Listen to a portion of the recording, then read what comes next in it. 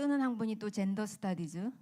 왼쪽에 미들베리 칼리지라는 데는 굉장히 그 학비가 비싼 학교예요. 그 아이비리그 학교보다 훨씬 비쌉니다. 근데 이 그 미들베리 칼리지의 젠더 스터디즈라는 과에서 가르치는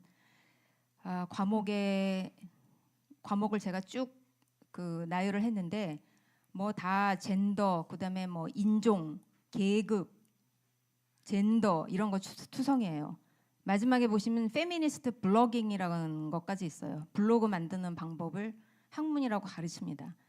이런 걸 배운 애들이 그 기업에 들어가서 무슨 일을 하겠어요? 그 포스트 모더니즘이 가치 판단이 개입할 수 있는 학문은 모조리 침투했어요. 인문학과 사회과학.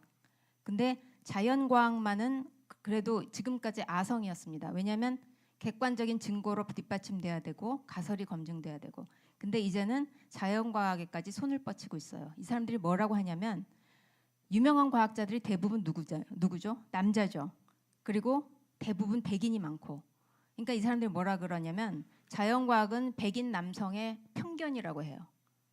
그래서 과학에서 나온 그 실제 과목, 수강 과목 제목이 지금 제가 오른쪽에 나열한 겁니다. 이게 실제로 가르치는 과목이에요. 과학의 젠더링, 수학에서의 가부장제, 화학에서의 비서구 문화, 앞권은 페미니스트 빙하학. 이 페미니스트 빙하학을 주장한 학자는 미국의 국립과학재단에서 70만 달러의 연구 기금까지 받았어요. 세금입니다. 그 국민 세금. 자, 어느 나라든지 그 나라의 그 우리나라 같은 경우 국문학, 영어 영문학은 미국의 경우에 국문학이겠죠. 그 문학은 그 문화의 문명의 정수입니다. 근데 영어 영문학과의 정수는 셰익스피어예요. 셰익스피어를 모르고는 영어 영문학을 했다고 할 수가 없어요.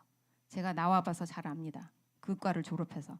근데 미국의 상위 52개 대학 가운데 셰익스피어가 필수 과목인 과가 4개밖에 없어요. 4개 대학밖에 없어요. 그러니까 선택이기 때문에 셰익스피어 과목을 수강을 안 하고도 영어 영문학과 나왔다고 얘기를 할 수 있는 거예요.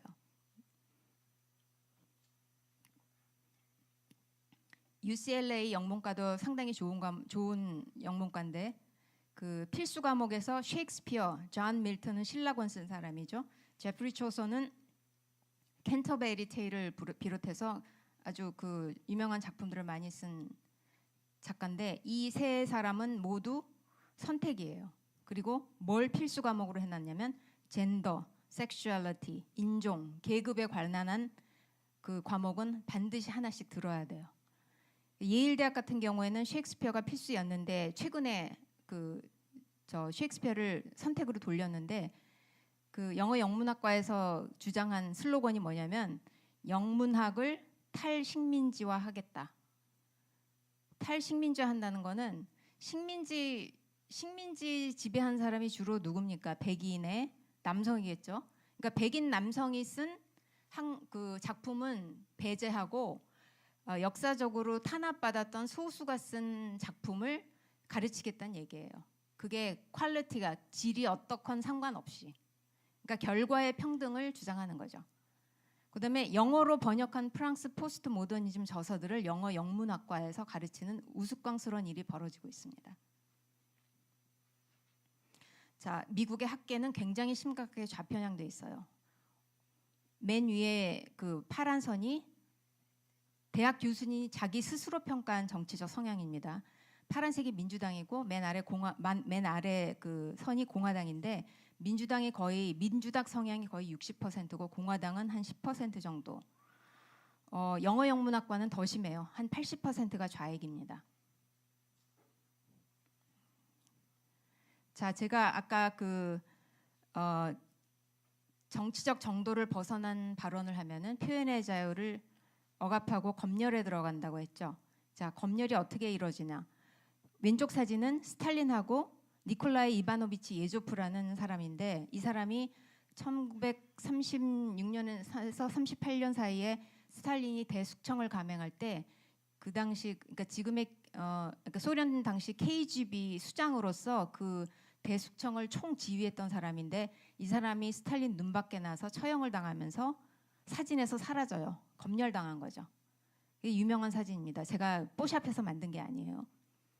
그리고 오른쪽에는 그 유명한 그 관광 사진에 잘 등장하는 사진이죠. 그리스의 아나스타시스 교회인데 그 빨간 원 안에 보시면은 십자가가 보이시죠? 근데 아래 사진엔 십자가가 없습니다. 이게 독일 리들이라는 슈퍼마켓에서 그리스 식품 포장지로 만든 건데 그 그리스도교인이 아닌 사람들한테 불쾌감을 준다는 이유로 십자가를 제거해 버렸어요. 이거 넘어가고. 자, 바람과 함께 사라지다, 오른쪽에 앵무새 죽이기, 둘 다 굉장히 유명한 영화죠. 이 바람과 함께 사라지다 영화는 테네시주 멤피스시에서 있는 한 그 극장에서 매년 상영을 했어요. 그게 전통이었어요. 근데 최근에 인종차별적인 영화라는 이유로 상영을 그 전통을 이제 폐지하기로 결정을 했습니다. 근데 그러면 남북전쟁 당시를 그린 영화를 인종차별이 없는 영화로 만드나요? 그럴 수는 없잖아요. 그리고 이 영화가 그 제작자가 데이빗 오셀즈니크라는 사람인데 그 사람이 흑인한테 모욕적인 내용이 안 들어가게 하기 위해서 굉장히 조심하고 세심하게 만든 영화입니다. 흑인 지도자들을 한테 자문도 많이 구했고, 그리고 왼쪽에 그 스칼렛 오하라의 유모로 나온 해리 맥다니얼이라는 흑인 배우는 아카데미 그 유색 인종으로는 최초로 아카데미 상까지 받은 그런 영화예요. 근데 이 영화를 인종차별이라는 이유로 금지를 했습니다. 그 테네시주에서. 그리고 오른쪽에 앵무새 죽이기라는 그 영화는 백인 여성을 성폭행했다고 누명을 쓴 흑인을 변호하는 인권 변호사 얘기예요. 근데 이 내용 안에 니거, 검둥이라는 표현이 들어갔다는 이유로 미시시피주 빌록시라는 데서 교육청에서 8학년 권장 도서 목록에서 이거를 삭제를 했어요. 그다음에 PC를 벗어난 인간이 어떤 인간들이 있느냐. 로라 프리버그라는 분은 캘리포니아 주립공과대학에서 교수로 재직하는 사람인데 이 교직원들이 이 여자의 프리버그라는 성하고 그 동네에서 그 공화당 지구당에서 일하는 남자의 성하고 같기 때문에 부부라는 걸 알아냈어요. 그 다음부터 탄압에 들어갑니다. 학교에서. 학교 그 집무실을 한 5번 정도 옮기라 그러고, 그리고 이 여자가 강의하는 시간은 학생들이 기피하는 아주 이른 시간이나 아주 늦은 시간으로 바꾸고, 툭하면 그 학장이 불러서 면담하자고 하고, 근데 굉장히 교수 평가 그 점수가 굉장히 높은 교수예요. 그리고 그 집에 누가 그 나치 문양이죠, 스와스티카 낙서를 해놓고 세 딸이 학교에서 협박을 당하고 그런 일이 일어났습니다. 그래서 참다 못해서 그 학교를 상대로 소송을 걸어서 이기긴 했어요. 근데 그런 환경에서 일을 한다는 게 얼마나 힘들겠어요. 그리고 오른쪽에 아얀 히리스 알리라는 분은 소말리아 출신 무슬림입니다. 근데 네덜란드로 망명해서 네덜란드에서 의원 활동도 하고 최근에는 미국으로 이민을 왔어요. 미국으로 이민 왔는데 미국의 브랜다이스 대학에서 이 여성이 이슬람권의 여권 신장 운동에 기여했다는 공로를 치하해서 명예 박사학위를 수여하겠다고 했습니다. 그런데 그 학생회하고 교수진이 이슬람 혐오주의자라고 해서 학교에서 명예 박사학위 수여를 취소했어요. 근데 이런 사람은 멀쩡합니다. 누엘 이그나티예프라는 사람인데 이 사람은 오른쪽에 쭉 읽어보세요. 백인에 대해서 이렇게 생각해요. 백인의 정체성은 억압이다. 백인 우월주의를 없애려면 백인을 없애야 된다. 백인종 제거는 아주 바람직하다. 골수 백인 우월주의자 말고 아무도 반대하기 어렵다. 이게 하버드 매거진이라는 꽤 괜찮은 매거진에 실린 글 그대로입니다. 이런 표현은 표현의 자유로 보호받아요. 미국에서.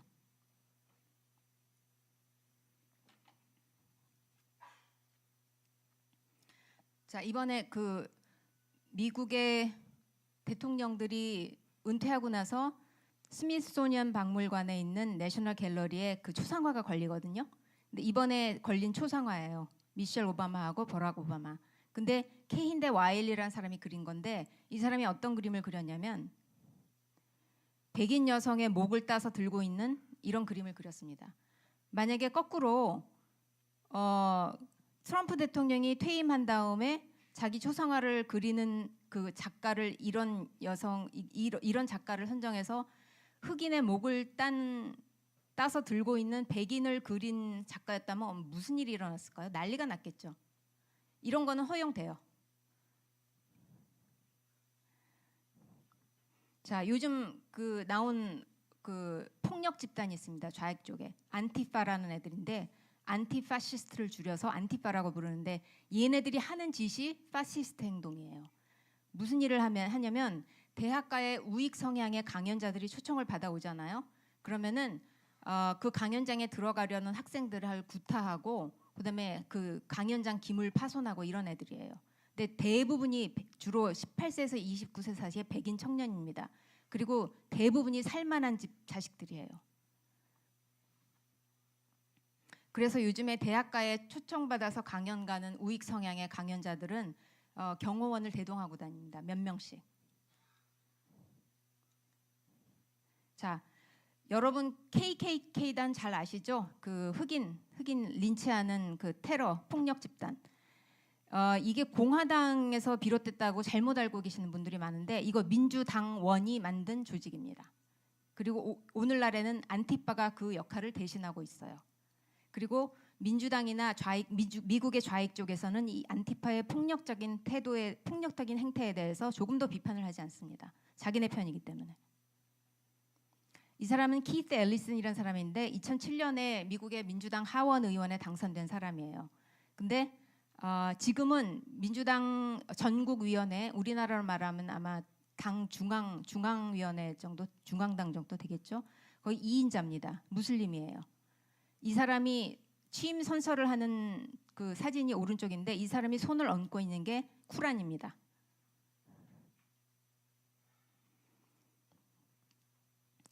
자, 린든 B 존슨 대통령이 빈곤과 인종차별을 척결한다는 이름하에 위대한 사회라는 정책을 실행을 했습니다. 그러면서 한 말이 흑인들이 향후 200년 동안 민주당에 투표하게 만들 작정이다.